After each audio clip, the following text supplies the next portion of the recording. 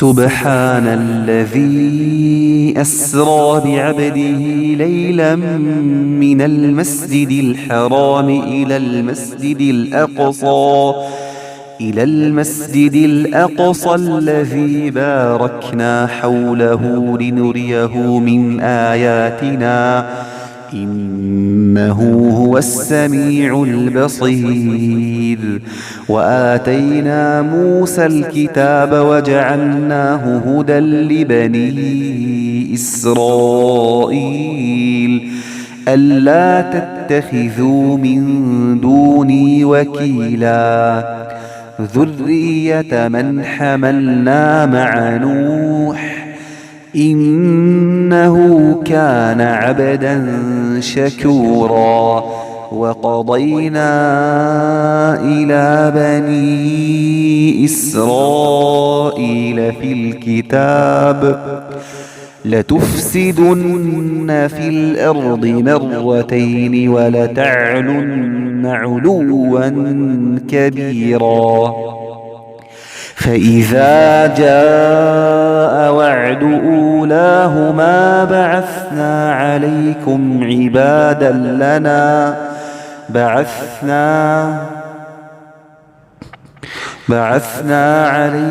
عبادا لنا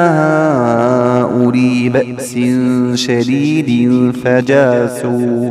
فجاسوا خلال الديار وكان وعدا مفعولا. ثم رددنا لكم الكرة عليهم وأمددناكم بأموال وبنين وجعلناكم أكثر نفيرا. إن أحسنتم أحسنتم لأنفسكم وإن أسأتم فلها. فإذا جاء وعد الآخرة ليسوءوا وجوهكم وليدخلوا المسجد كما دخلوه أول مرة وليتبروا ما علوا تتبيرا. عسى ربكم أن يرحمكم وإن عدتم عدنا وجعلنا جهنم للكافرين حصيرا. إن هذا القرآن يهدي للتي هي أقوم ويبشر المؤمنين الذين يعملون الصالحات أن لهم أجرا كبيرا وأن الذين لا يؤمنون بالآخرة أعتدنا لهم عذابا أليما. ويدعو الإنسان بالشر دعاءه بالخير وكان الإنسان عجولا. وجعلنا الليل والنهار آيتين فمحونا آية الليل وجعلنا آية النهار مبصرة لتبتغوا فضلا من ربكم ولتعلموا عدد السنين والحساب وكل شيء فصلناه تفصيلا. وكل إنسان ألزمناه طائره في عنقه ونخرج له يوم القيامة كتابا يلقاه منشورا. اقرأ كتابك كفى بنفسك اليوم عليك حسيبا. من اهتدى فإنما يهتدي لنفسه ومن ضل فإنما يضل عليها ولا تزر وازرة وزر أخرى وما كنا معذبين حتى نبعث رسولا. وإذا أردنا أن نهلك قرية أمرنا مترفيها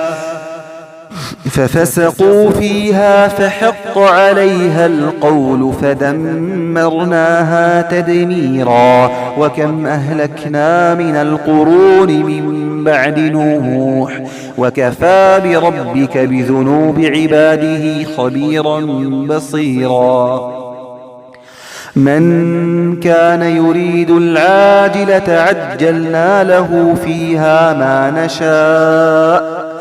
عجلنا له فيها ما نشاء لمن نريد ثم جعلنا له جهنم يصلاها مذموما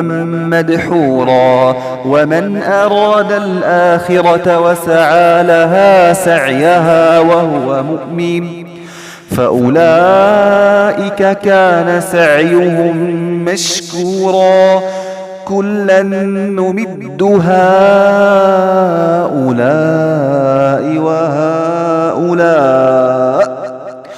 وهؤلاء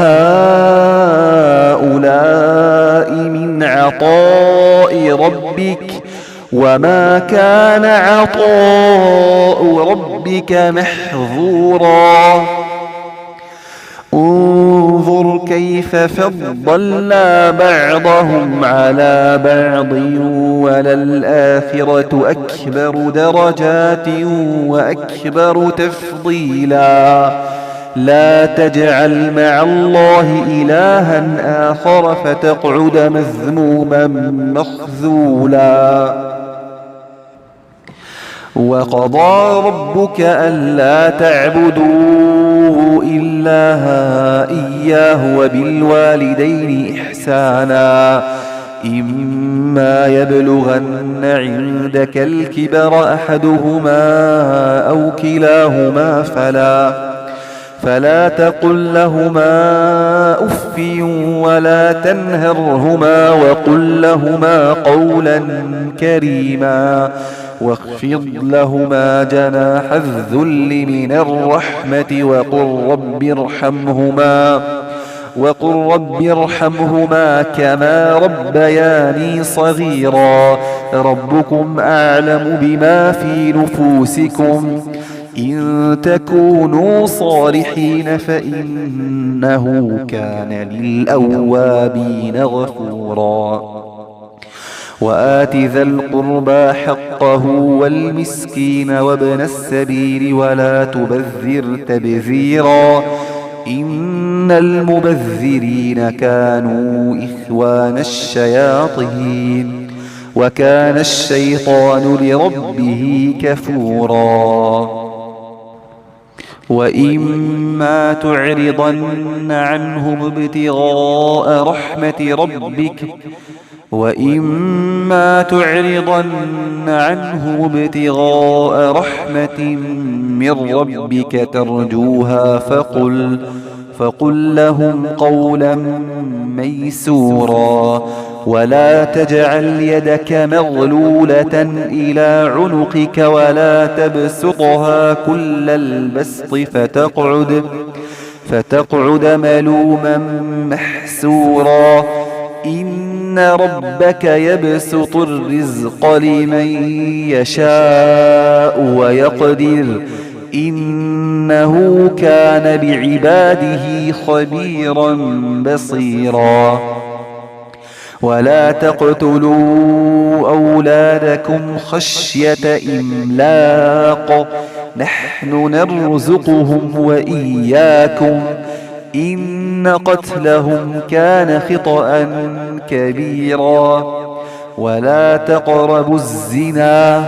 إنه كان فاحشة وساء سبيلا ولا تقتلوا النفس التي حرم الله إلا بالحق ومن قتل مظلوما فقد جعلنا لوليه سلطانا فلا يسرف في القتل إنه كان منصورا ولا تقربوا مال اليتيم إلا بالتي هي أحسن حتى يبلغ أشده وأوفوا بالعهد إن العهد كان مسؤولا وأوفوا الكيل إذا كلتم وزنوا بالقسطاس المستقيم ذلك خير وأحسن تأويلا ولا تقف ما ليس لك به علم إن السمع والبصر والفؤاد كل أولئك كان عنه مسؤولا ولا تمش في الأرض مرحا إنك لن تخرق الأرض ولن تبلغ الجبال طولا كل ذلك كان سيئه عند ربك مكروها ذلك مما أوحى إليك ربك من الحكمة ولا تجعل مع الله إلها آخر فتلقى في جهنم ملوما مدحورا أفأصفاكم ربكم بالبنين واتخذ من الملائكة إناثا إنكم لتقولون قولا عظيما ولقد صرفنا في هذا القرآن ليذكروا وما يزيدهم إلا نفورا قل لو كان معه آلهة كما يقولون إذا لابتغوا إلى ذي العرش سبيلا سبحانه وتعالى عما يقولون علوا كبيرا تسبح له السماوات السبع والأرض ومن فيهن وإن من شيء إلا يسبح بحمده ولكن لا تفقهون تسبيحهم إنه كان حليما غفورا وإذا قرأت القرآن جعلنا بينك وبين الذين لا يؤمنون بالآخرة حجابا مستورا وجعلنا على قلوبهم أكنة أن يفقهوه وفي آذانهم وقرا وإذا ذكرت ربك في القرآن وحده ولوا على أدبارهم نفورا نحن أعلم بما يستمعون به إذ يستمعون إليك وإذ هم نجوى إذ يقول الظالمون إن تتبعون إلا رجلا مسحورا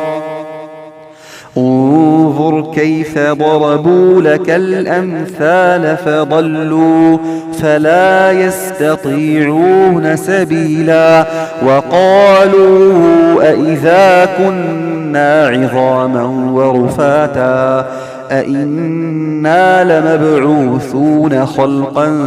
جديدا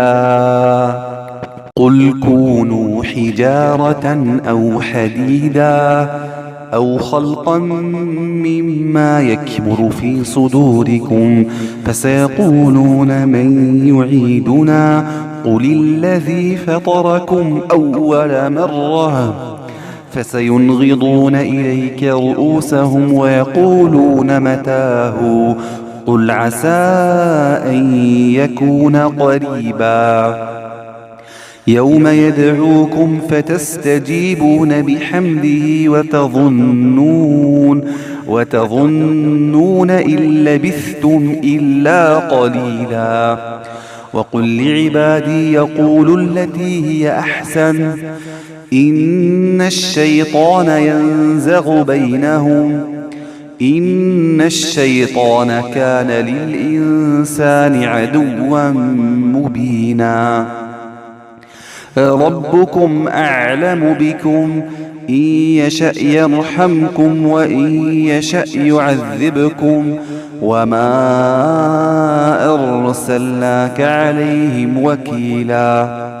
وربك أعلم بمن في السماوات والأرض ولقد فضلنا بعض النبيين على بعض وآتينا داود زبورا قل ادعوا الذين زعمتم من دونه فلا يملكون كشف الضر عنكم ولا تحويلا أولئك الذين يدعون يبتغون إلى ربهم الوسيلة أيهم أقرب ويرجون رحمته ويخافون عذابه إن عذاب ربك كان محذورا وإن من قرية إلا نحن مهلكوها قبل يوم القيامة أو معذبوها عذابا شديدا كان ذلك في الكتاب مسطورا وما منعنا أن نرسل بالآيات إلا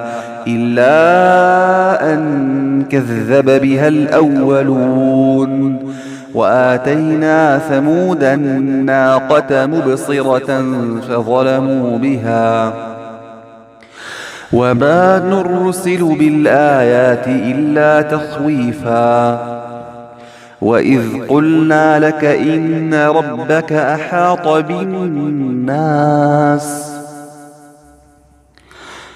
وما جعلنا الرؤيا التي أريناك إلا فتنة للناس والشجرة الملعونة في القرآن ونخوفهم فما يزيدهم إلا طغيانا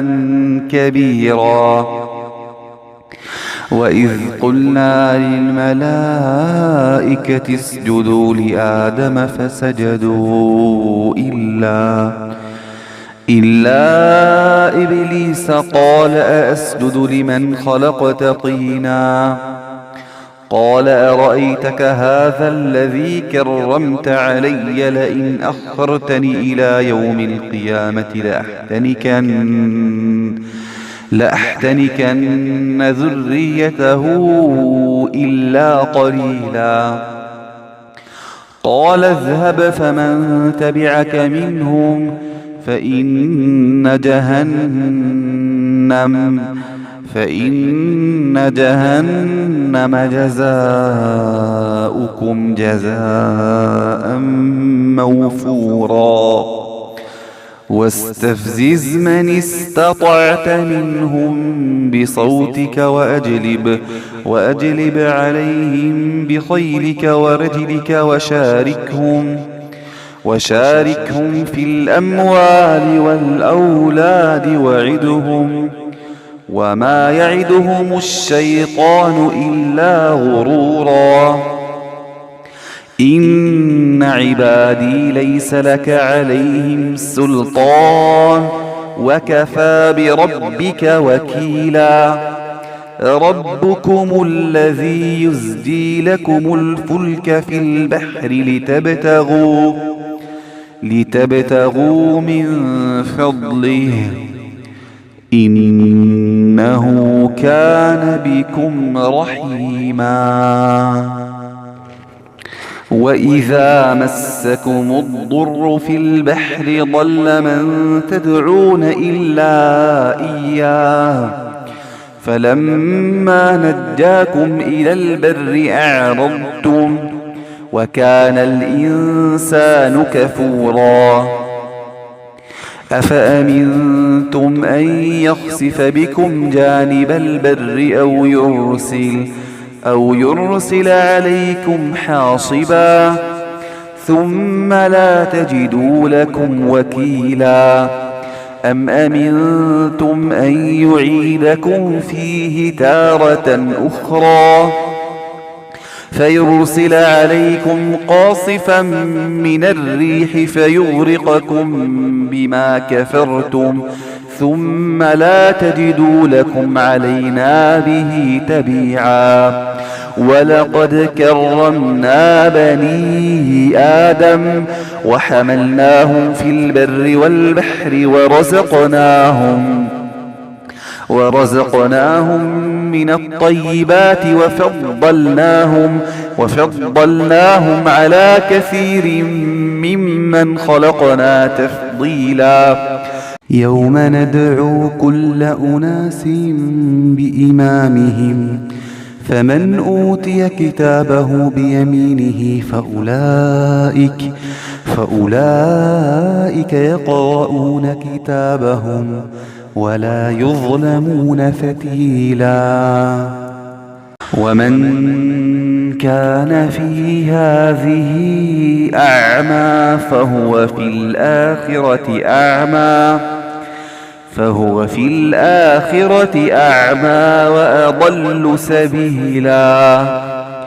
وإن كادوا ليفتنونك عن الذي أوحينا إليك لتفتري علينا غيره وإذا لاتخذوك خليلا. ولولا أن ثبتناك لقد كدت تركن إليهم شيئا قليلا. إذا لأذقناك ضعف الحياة وضعف الممات ثم لا تجد لك علينا نصيرا. وإن كادوا ليستفزونك من الأرض ليخرجوك منها وإذا لا يلبثون خلافك إلا قليلا. سنة من قد أرسلنا قبلك من رسلنا ولا تجد لسنتنا تحويلا. أقم الصلاة لدلوك الشمس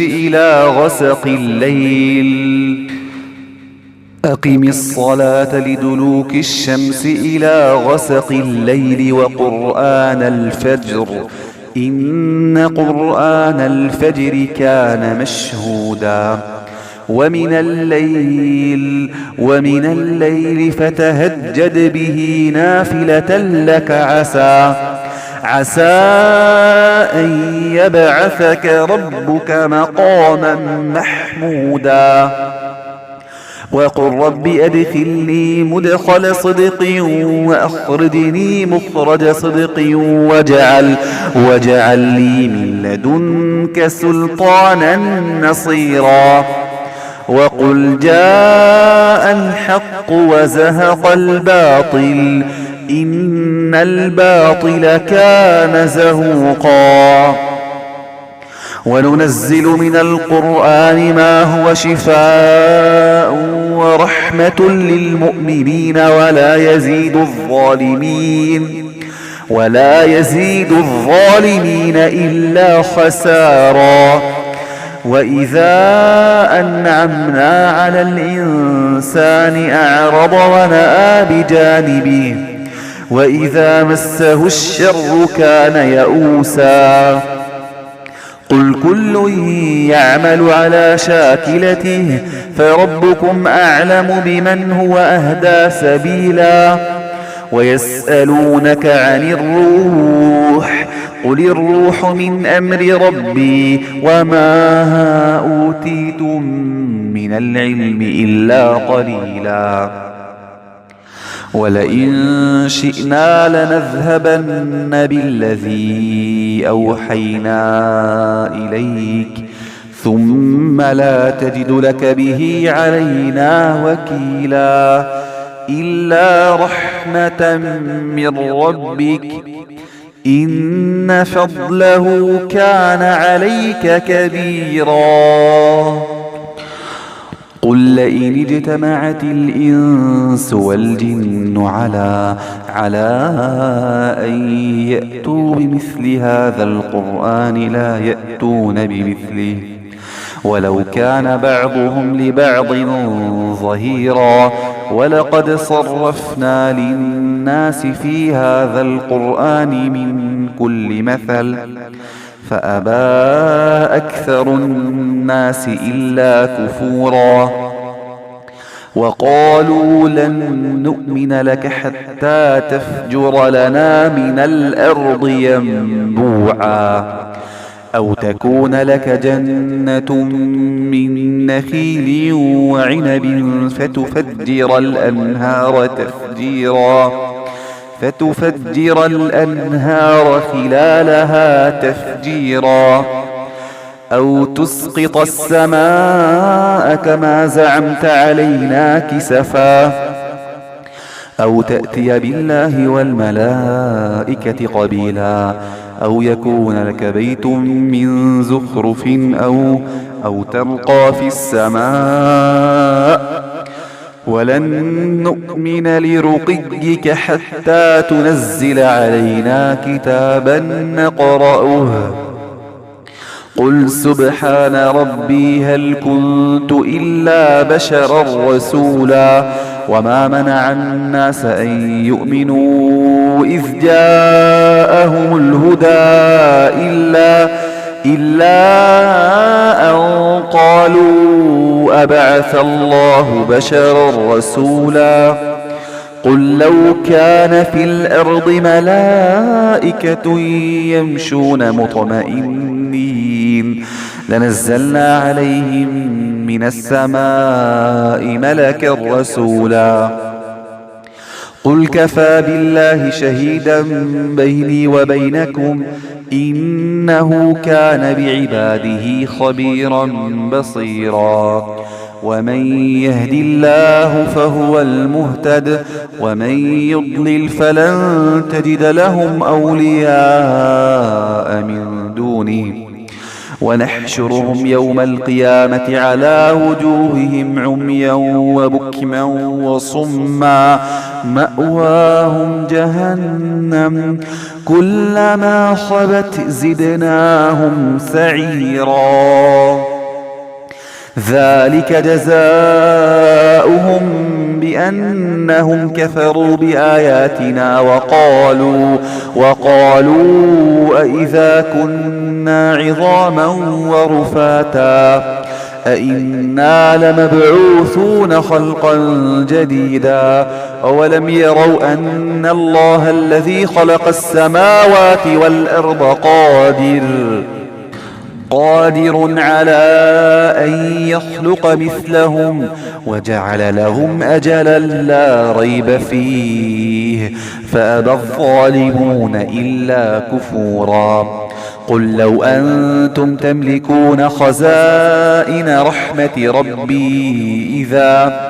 إذا لأمسكتم خشية الإنفاق وكان الإنسان قتورا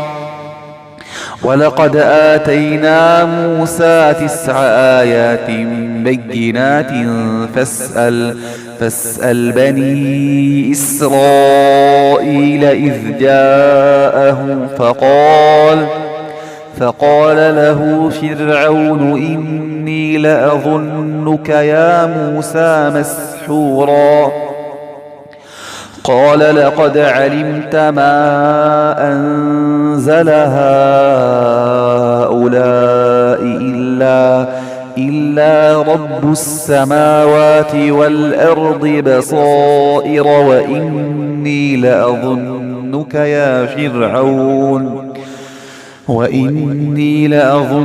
يا فرعون مثبورا فأراد أن يستفزهم من الأرض فأغرقناه ومن معه جميعا وقلنا من بعده لبني إسرائيل اسكنوا الأرض فإذا جاء وعد الآخرة جئنا بكم لفيفا وبالحق أنزلناه وبالحق نزل وما أرسلناك إلا مبشرا ونذيرا وقرآنا فرقناه لتقرأه على الناس على مكث ونزلناه تنزيلا قل آمنوا به أو لا تؤمنوا إن الذين أوتوا العلم من قبله إذا يتلى عليهم يخرون للأذقان سجدا ويقولون سبحان ربنا إن كان وعد ربنا لمفعولا ويخرون للأذقان يبكون ويزيدهم خشوعا قل ادعوا الله أو ادعوا الرحمن أيما تدعون فله الأسماء الحسنى ولا تجهر بصلاتك ولا تخافت بها وابتغ بين ذلك سبيلا وقل الحمد لله الذي لم يتخذ ولدا ولم يكن له شريك في الملك ولم يكن له ولي من الذل وكبره تكبيرا.